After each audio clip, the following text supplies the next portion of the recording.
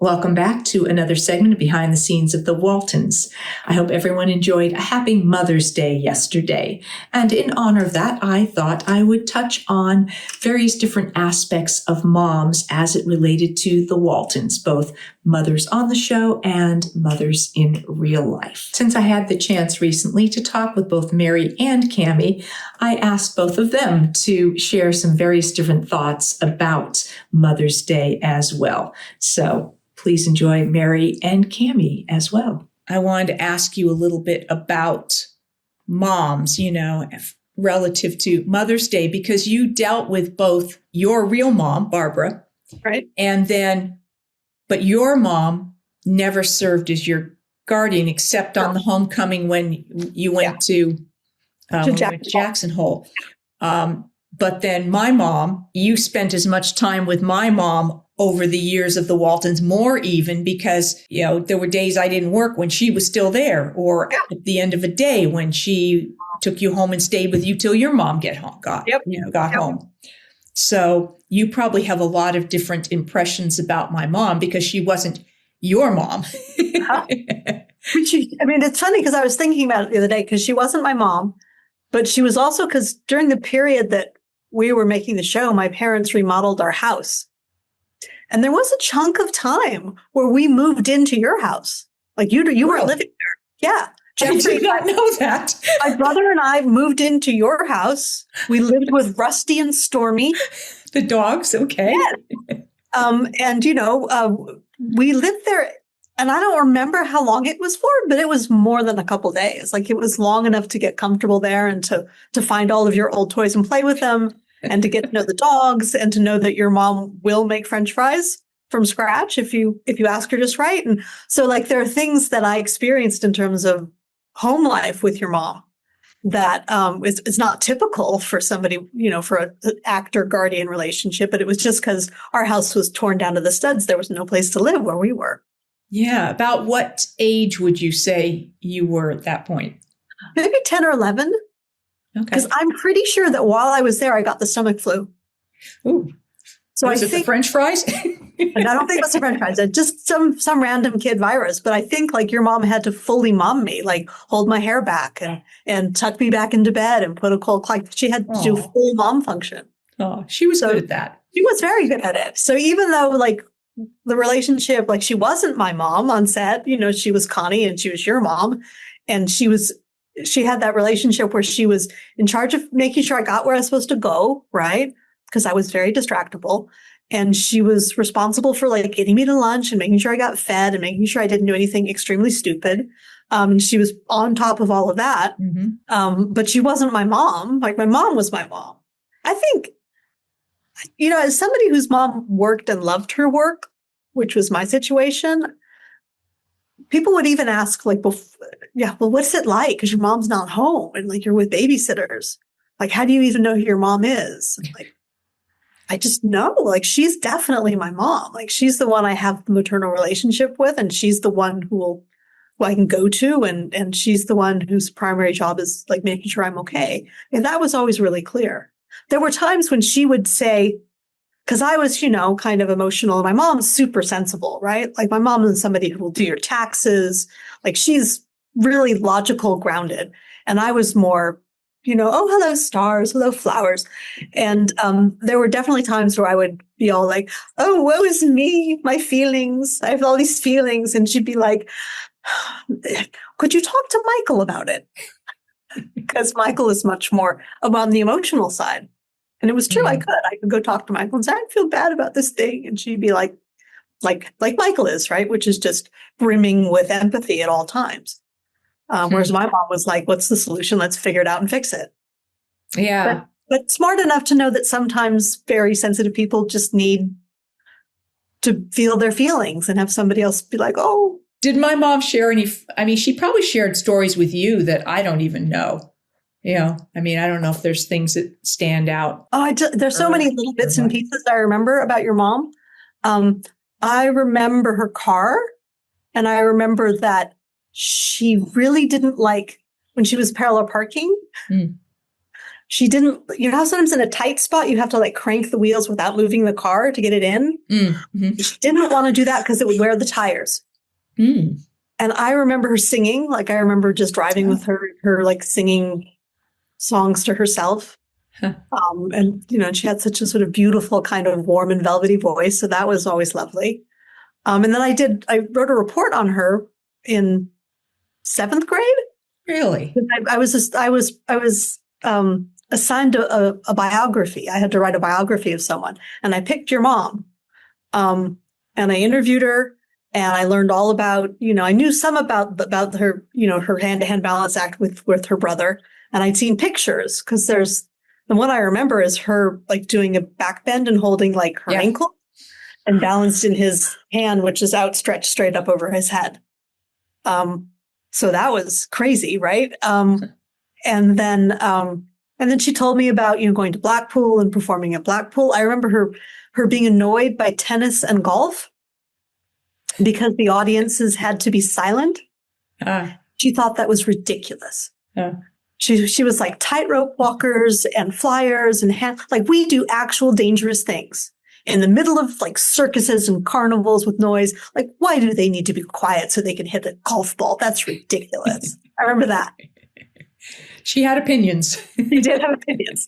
I mean, she had to make sure I got dressed, right? Because it was totally possible that I would just wander off into a daydream and stare at my foot. So she really had to kind of keep on me to make sure that I was completing the tasks I was supposed to complete. It was fine on set. Like once I was on set and we were all working, it was fine. But like getting dressed and then getting from there directly to the makeup room, like that could be really iffy when I was younger. And she was really good at that sort of stuff. She was always early. She was always knew what had to be done. She was very attentive to, you know, what was needed and expected. And, you know. I mean, she's another person who I think had worked for so long in the entertainment industry that she had a very clear idea of what professionalism was. Definitely. You know, she really did. And in the same way that like Ellen would like make sure I was being professional seated next to her at the dining room table. And Connie was making sure that I was being professional off camera. Yeah. It's cool. It is cool. And then your own mom. I mean, your mom's great. I love Barbara. She's, you know, She only really one with a mother still with us, which is, I know. Yeah. I have a father still. I'm the only one with a father. You're the only one with a mother. Yeah. No. My mom, you know, she has her own remarkable story. You know that she decided she was moving to California. Really? She grew up in Rockford, Illinois, and she didn't want to be in the snow. And she told her dad, I'm going to college either in Florida, Arizona, or California. And he said, no, Barbara, you can just go to Northwestern. It's right here. It's an excellent school. And she's like, no, I'm going to school. And so she applied to 2 Florida schools, 2 Arizona schools, and to 2 Southern California schools. And USC offered her a full ride. So she just told her dad, I'm going. And he didn't have to pay for it. So there's not a lot he could say. And then she rode the train out. And then she arrived at Union Station and she said she saw her first white buildings. She'd never seen buildings that weren't like aged and gray from snow and weather. Thought it was fairyland. And then she went to USC for 4 years and loved it and wanted to work after college. And couldn't get any kind of interesting job because she was just a girl, right? And ended up doing a program at the Harvard Business School, the first program that brought women into the Harvard Business School, which was a single-year program. They got a business certificate because girls don't need MBAs, right? And then she could take her Harvard business certificate, and she was able to get a job at IBM. Where she started as a programmer and then moved into marketing and sold big computers to financial institutions all through her career and loved it.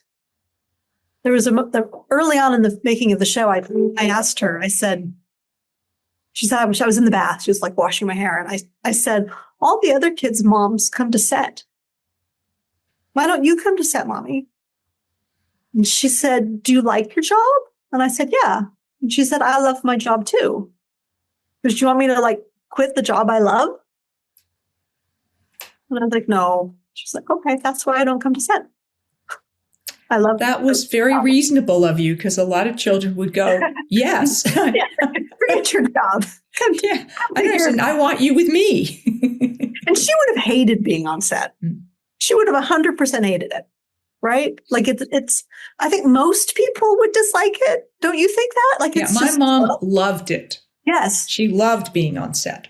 Yeah. And I think you have to have a really specific temperament to like it. Yeah. We had interesting personalities, because I think because the first season, I think all of us had our moms there except you, because David's mom came at times. Yep. Bonnie was on set. I remember. And Eric's mom, Judy, was on set the whole run of while he needed a mom, and as was John's mom, Marion. But he, of course, even before me, was of age. Yep. And then Mary's mom was there for a while. And they were quite the little crew there. They were. Of course, when we were doing the homecoming initially, I think, with the exception of Kami's mom, all of our moms were there right at the beginning. And then I've had a chance to talk with the guardians a couple of times, which has been a lot of fun. And then in season 2, Corey took over and was your guardian. But, that was an interesting sort of thing that when we were talking about how we felt protected or protective of each other and stuff. And we also had that and the fact that there was no stage moms, stage dads. It was nobody was busy competing on behalf of their child to try to get their child ahead at the expense of someone else's child. And the stories I've heard of the parents doing all the bickering and then getting the kids bickering. And it was a lovely environment that way. And we didn't get to have your mom around on the set. No, because my mom worked. My mom worked for my dad's company. So they had automatic transmission services. But my mom was always, and it was probably better that way too, because I had other siblings. And I think to balance out the family, for both of my parents to work really hard at this transmission service and, auto shops was important, because they could be there for the other siblings.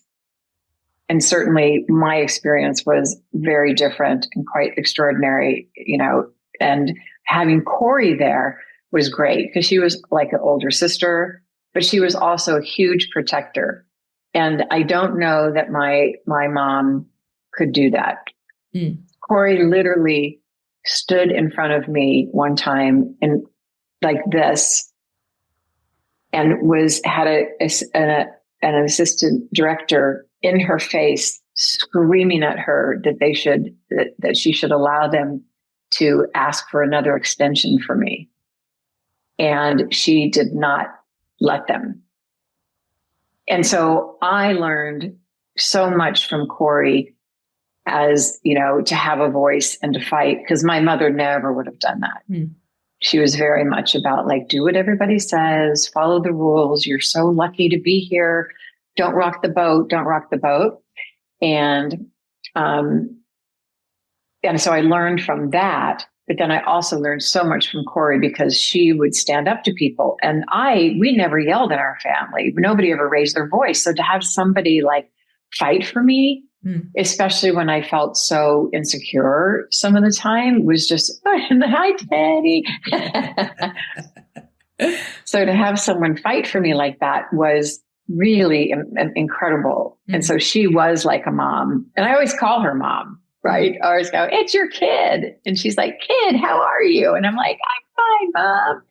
And so, I was lucky because I had a lot of different moms, between all the set moms and Barbie and Joyce. And I mean, there was just so many people taking care of us in a way. That mother is a very expansive thought for me. Yeah. And I think that can be true for a lot of us, those women in our lives that represent what we need in a moment from that person. They can be a lot older than you. They can be like a grandparent. They can be another relative. They can just be like Corey, a significant person in your life. Or for us, Michael Learned, who has, even though, she was always very caring and then even more so as we've become adults, that there's always that sense that she is just so compassionate and has such a kind, sensitive heart.